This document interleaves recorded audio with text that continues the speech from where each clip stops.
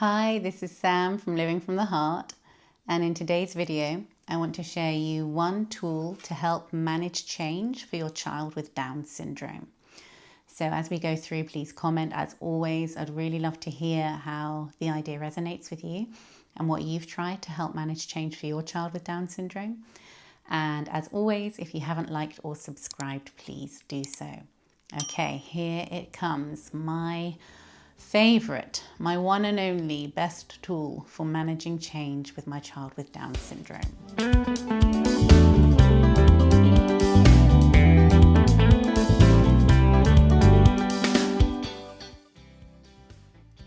If, like me, you've been told this by a million and one Downs therapists that they need Makaton, that visual learning is really important, and if, like me, you have struggled with the Makaton little Velcro visual aids that you're meant to have on a chart and have the child be able to move them off and on as a task is completed so that they can see what they're meant to do each day in each situation. If, like me, you have found that impossible to implement in your household because the little Velcro images are never where you need them, and it just is too much work and energy to even collect and create all the individual symbols that are relevant to the various situations that you face, this might help you. So as you can see, it is no great work of art.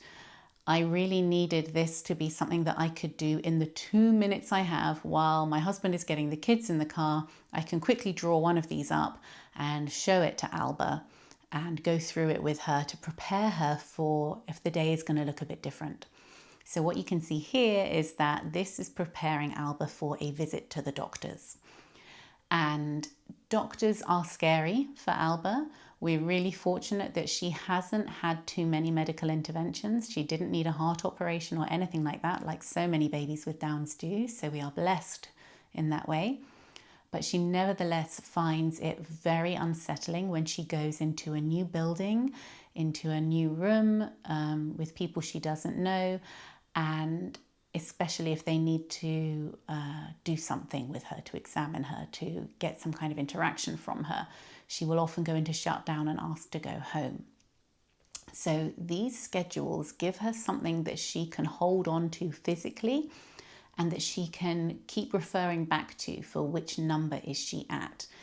If she's going to kindergarten before the doctor's visit or before whatever it is that has to happen, I'll give it to her to take into kindergarten so that she can go through it with her kindergarten teachers and they can go through with her several times. Okay, so first Alba drives to kindy with mummy and daddy and so on and so forth. So what we have here is an example of first we take Jesse, her brother, to kindy. Number 2, Alba and mama go to the doctors. Number 3, the doctor looks and listens to Alba. Number 4, the reward, the greatest reward ever for Alba, ice cream, so that she has that to look forward to. Number 5, we go and get Jessie from kindy. Number 6, we all go home together. So a couple of things here that are important I have found. 6 squares, no more than that. It's really easy to overly complicate these visual schedules, but I find I need to break it down into 6 main events, otherwise it's too much for Albie. The second thing that's really important is that it can be done quickly. You don't need to worry about your artistic abilities. I hope that's obvious from this example. As you can see, we've got Magic the dog in that last image, who seems to be wearing a party hat and has enormous ears. He definitely doesn't really look like a dog, but it's enough for her to hold on to as a visual reference. The other thing that's important here is that she holds the piece of paper. So when we go into the doctors, what I'll often do is say, hey, Alba, do you want to show the doctor your schedule? And she loves showing it off and she loves explaining it.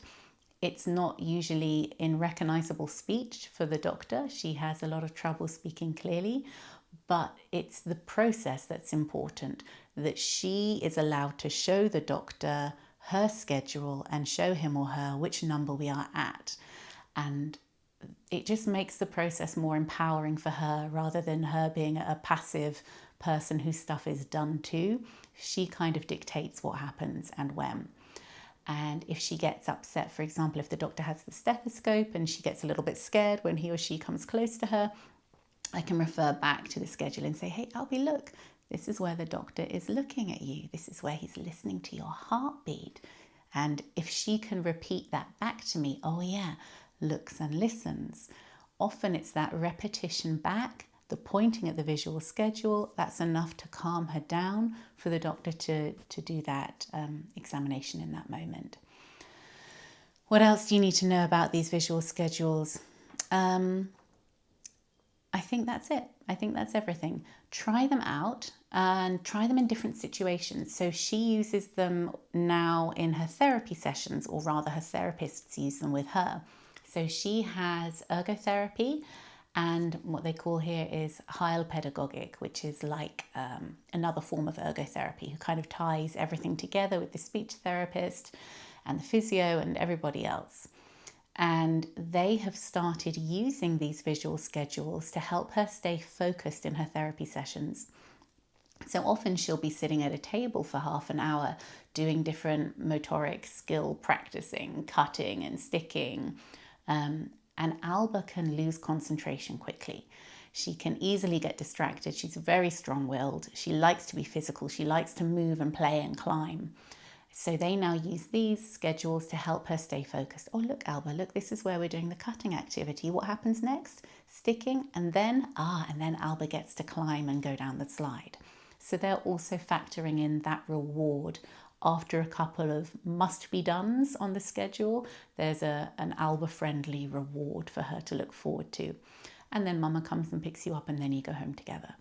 So they're finding that really helps with her concentration and with her compliance, essentially, in practicing the various things that she needs to be ready for school, which she will be starting this September, which is going to be a huge step for all of us. And I imagine we're going to be using a lot of these visual schedules to help manage that transition as well. So give it a go, be brave. Draw up your 6 squares and let me know, how does your child respond? What works, what doesn't work? I would love to hear. Until soon, sending you much love and light and wishes for peaceful, happy family time.